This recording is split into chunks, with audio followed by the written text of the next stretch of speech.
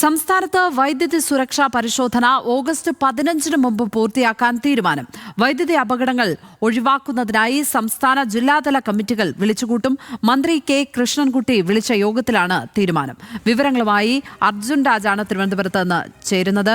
അർജുൻ, ഈ വർദ്ധിച്ചു വരുന്ന വൈദ്യുതി അപകടങ്ങളുടെ പശ്ചാത്തലത്തിൽ എന്തൊക്കെ തീരുമാനങ്ങളാണ് വൈദ്യുതി വകുപ്പ് കൈക്കൊണ്ടിരിക്കുന്നത്? ലക്ഷ്മി, കൊല്ലത്തെ മിഥുന്റെ മരണം ഉൾപ്പെടെ വൈദ്യുതി അപകടങ്ങളെ തുടർന്ന് സമീപ സമയത്ത് കുറച്ച് മരണങ്ങൾ ഉണ്ടായി. ആ പശ്ചാത്തലത്തിൽ കൂടിയാണ് ഇപ്പോൾ വൈദ്യുതി മന്ത്രിയുടെ നേതൃത്വത്തിൽ ഒരു ഉന്നതതല യോഗം ചേർന്നത്. ചില നിർണായകമായിട്ടുള്ള തീരുമാനങ്ങൾ ഈ യോഗത്തിൽ എടുത്തിട്ടുണ്ട്. അത് ഏറ്റവും പ്രധാനപ്പെട്ടത് വൈദ്യുതി സുരക്ഷ ആഗസ്റ്റ് 15-നകം പൂർത്തിയാക്കണം എന്നുള്ള കർശനമായിട്ടുള്ള നിർദ്ദേശം ഈ യോഗത്തിൽ ഉണ്ടായിട്ടുണ്ട്. വൈദ്യുതി അപകടങ്ങൾ ഒഴിവാക്കുന്നതിന് സംസ്ഥാന ജില്ലാതല കമ്മിറ്റികൾ ഓഗസ്റ്റ് 15-നകം വിളിച്ചുകൂട്ടാനും ഈ യോഗത്തിൽ തീരുമാനിച്ചിട്ടുണ്ട്.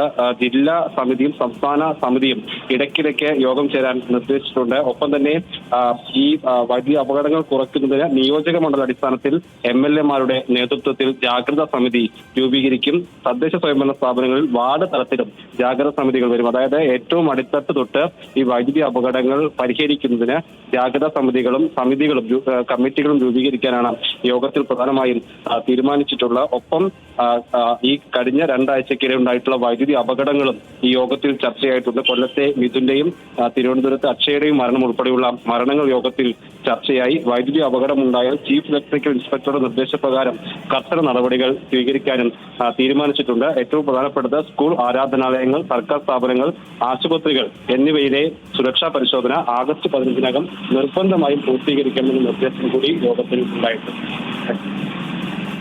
അർജുൻ രാജാണ് തിരുവനന്തപുരത്ത് നിന്ന് വിവരങ്ങൾ പങ്കുവച്ചപ്പോൾ.